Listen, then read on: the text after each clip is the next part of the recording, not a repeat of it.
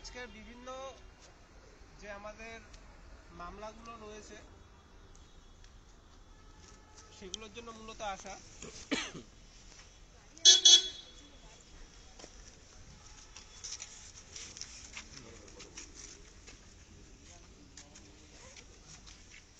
সেজন্য ডিটেলসে কিছু বলা হবে না, যেহেতু মামলার আইনি বিষয়গুলো রয়েছে।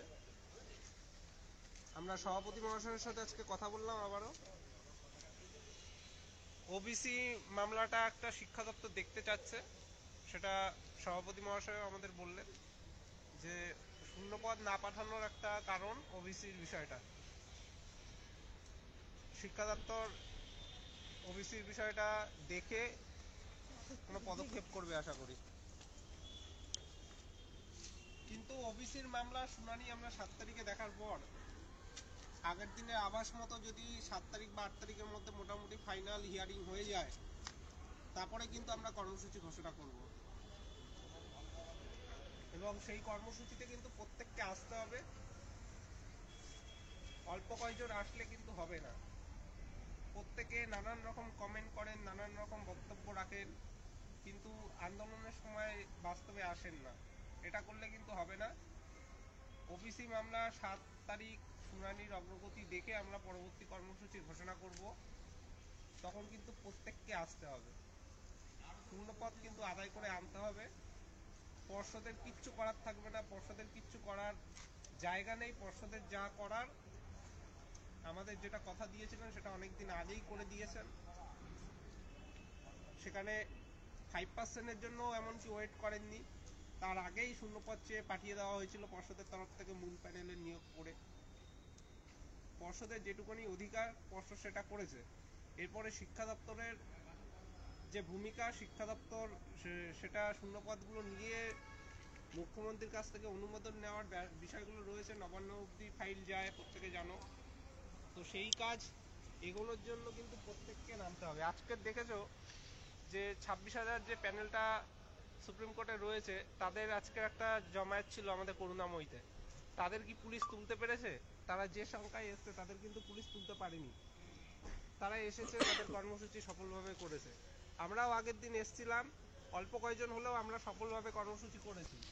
যেটা আমরা বলেছিলাম যে শিক্ষক নিয়োগ শুরু করো, নয় শিক্ষা দপ্তর বন্ধ করো, সেই দাবিতে আমরা কিন্তু প্রতীকী তালাও গেটে ঝুলিয়েছি। কিন্তু সবাই আসলে কর্মসূচিটা বাস্তবে সফল রূপ পাবে।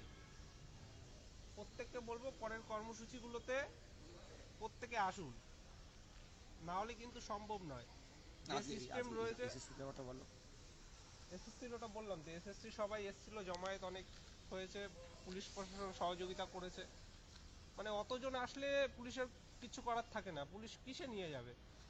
আমাদের যেমন 26 তারিখের জমায়েতটা হয়েছিল, ওরকমই যদি জনসংখ্যা আসে, পুলিশ কি করে নিয়ে যাবে? তাহলে অত গাড়ি নেই, অত থানাও নেই এখানে যে থানায় আটক করে রাখবে। তো প্রত্যেককে আসতে হবে, না হলে হবে না। আর শূন্যপদের বিষয়টা প্রত্যেকে জানো, আগের দিনই থানা থেকে লাইভ করে ডিটেলসে বলেছি যে সরকার কিন্তু স্কুলে স্কুলে কত কি শূন্যপদ আছে সেই অনুযায়ী কিন্তু সব সময় দেয় না। একটা স্যাংশন পোস্ট ধরা আছে, সেই স্যাংশন পোস্ট কোন জেলায় কত শিক্ষক লাগে সেই হিসাবে একটা হিসাব করা আছে, এবং বর্তমান কত শিক্ষক রয়েছে সেটা অনুযায়ী তারা শূন্যপদ হিসেব করে পরে পরবর্তীকালে নোটিফিকেশন করে। ফোন করছে, রিজিউম কর।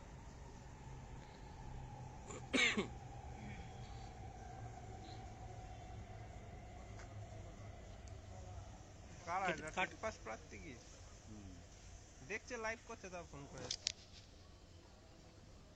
তুই বল, বলতে থাক বলতে থাক। আরে লাইভটাই তো শুরু হচ্ছে না। তো শূন্যপদ যদি বেশি দরকার হয় প্রত্যেককে আসতে হবে, না হলে ওই পাস করে বসে আছো 50,000 60,000, তোমরা আসবে না কেউ, এদিকে দাবি করবে 50,000 শূন্যপদ, ও কোনোদিনও আসবে না ওইভাবে।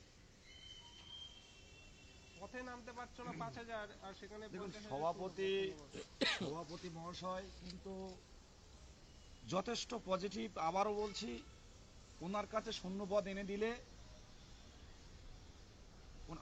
ওনাকে শূন্য পদ এনে দিলে উনি কিন্তু আধা ঘন্টার মধ্যে কিন্তু নোটিফিকেশন দিয়ে দেবেন। আজকে যেটুকু কথা আমরা বললাম 2022 স্বচ্ছ টেট এবং ওনার স্বপ্নের টেট, উনি যে একটা বড় রিক্রুটমেন্ট দেবেন সেই আশাটা কিন্তু সম্পূর্ণ সরকারের উপর নির্ভর করছে। আমরা বিভিন্ন আইনি বিষয় নিয়ে আজকে এসেছিলাম, আইনি বিষয়গুলো আলোচনা করলাম। আমাদের যে বিষয়গুলো আমাদের 22-এর ক্ষেত্রে সমস্যা তৈরি হবে, যে বিষয়গুলো 22-এর যে বিষয়গুলো 22-এর সমস্যা তৈরি হবে সেই বিষয়গুলো নিয়ে আলোচনা করলাম। বিভিন্ন বিষয়গুলো মোটামুটি এইটুকু। পার্থ একটু বলো আর হাকিম ডিটেইলস। ফোন করছে। হাকিম ভাই, এটুকু বোধ নেই ভাই তোর? ডিটেইলসে করো আমাকে। ধর দুটোই ধর মোহিত। দাঁড়াও আমি আগে একটু বাড়িতে ফোন করি যে করতে আসবে। বিষয় যেটা বলার, দেখো, যদি আন্দোলন সফলতা না পায়, সেই আন্দোলন সফলতা না পাওয়ার পুরোপুরি দায়ভার আমরা নিচ্ছি। হ্যাঁ, আমরা ঐক্যমঞ্চের 23 জেলা অ্যাডমিন প্যানেল, সেই আন্দোলন যদি সফল না হয় তার পুরোপুরি দায়ভার আমরা নেব। কিন্তু পাশাপাশি এটাও মাথায় রাখতে হবে, আন্দোলনকে সর্বাত্মক সফল করতে গেলে কিন্তু আমাদেরকে একটা বড় সংখ্যক জমায়েত নিয়ে রাস্তায় নামতে হবে। আমরা 50,000-এর ডিমান্ড করছি, 52,000 টেট পাস আছি, কিন্তু আমরা রাস্তায় নামতে পারছি না। রাস্তার জমায়েতের সংখ্যা যতক্ষণ না বড় হচ্ছে, যতক্ষণ না জমায়েত বাড়াতে পারছি, তত সময় কিন্তু আমরা সেই দাবিটা রাখতে পারি না, সেই দাবি জোরালো হয় না। একটা দাবিকে জোরালো করতে গেলে সেই দাবি জোরালো করার মতো জোরালো সংখ্যক ছেলে মেয়েদেরকে পথে নামতে হবে। আজকে এসএসসিরা যারা ইন সার্ভিস চাকরি প্রার্থী, তারা করুণাময়ীতে অবস্থান করেছিল, তারা আন্দোলন করেছে, সেখানে তাদের যা জমায়েত ছিল পুলিশ প্রশাসন পিছু হাঁটতে বাধ্য হয়েছে। কাজে আমাদেরকেও সেই জায়গাটা তৈরি করতে হবে যাতে আমরা আমাদের জায়গাটা, আমরা আমাদের অবস্থানটা বোঝাতে পারি, আমরা আমাদের দাবিটা তুলে ধরতে পারি এবং সেটাকে আমরা প্রতিষ্ঠিত করতে পারি।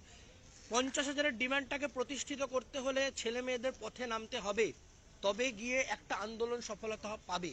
আন্দোলনের সফলতা একদিনে আসে না, প্রতিদিন আন্দোলন চালাতে হয়, কিন্তু সেই সফলতা আনতে গেলে আমাদের জমায়েতটা বাড়াতে হবে। গতকাল আমরা 1:1 আন্দোলন করেছি, আমাদের থেকে পুলিশের সংখ্যা বেশি ছিল। যেদিন আমরা সেই সংখ্যাটাকে ছাপিয়ে যেতে পারবো, সেদিনই আমরা সফল হব। দেখুন, মানে আমাদের দাবি আদায়ের জন্য সবসময়ের জন্য এই আন্দোলন কর্মসূচি বা বিভিন্ন যে কর্মসূচিগুলো আছে সেগুলো কন্টিনিউ করেই যেতে হবে। অনেকে বিভিন্নভাবে প্রশ্ন করে যে আমাদের পারমিশন দিচ্ছে না, অন্যদের পারমিশন হচ্ছে কি করে, বা তারা কি করে বসতে পারছে। আসলে তার কারণটা হলো সংখ্যাটা। আমরা মিছিলে হাঁটবো 2,000 বা 4,000, আর এখানে আসার সময় 100, 150, 200 এরকমভাবে তো এখানে হয় না।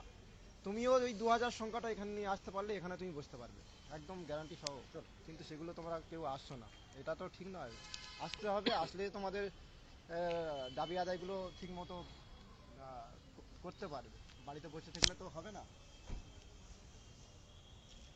কালকের আন্দোলনটার ধন্যবাদ। আসলে তারপরে আপনারা দেখতে পারবেন যে কোনো আইনি বাধা তখন আর থাকবে না। এটুকু আপনাদেরকে বললাম। শিক্ষা দপ্তর থেকে শূন্যপদ আসুক, তারপরে আমরা আমাদের কর্মসূচি আমরা ঠিক আদায় করে নেব কর্মসূচির মাধ্যমে। কিছু আইনি বিষয় নিয়ে আর আরটিআই বিষয় নিয়ে আজকে পর্ষদ লাইভ চলছে। এটা কি এতে হচ্ছে মানে আমাদের গ্রুপে ধন্যবাদ। আজকে কিছু আইনি বিষয় আর কিছু আরটিআই এর বিষয় নিয়ে পর্ষদে আসা হয়েছিল।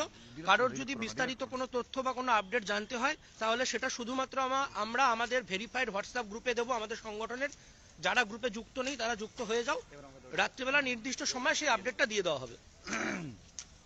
শুনুন, আজকে গতকালকে যে এটা আপনারা ভাবছেন যে কি হলো না, এটা কিন্তু একটা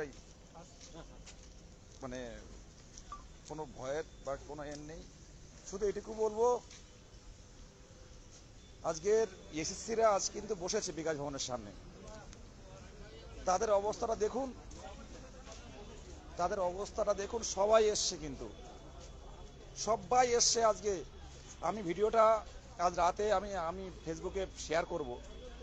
এসএসসিরা যে মিছিল মানে তারা পথে নেমেছে, পুলিশের ভ্যান নেই তাদের কাছে, পুলিশের আর ভ্যান নেই নিয়ে জানোর, তাই ওরা বসতে পেরেছে। পুলিশের ভ্যান ছিল না বলে ওরা বসতে পেরেছে, পুলিশ আর নিয়ে যেতে পারেনি। কিন্তু আমরা কিন্তু পথে নামিনি।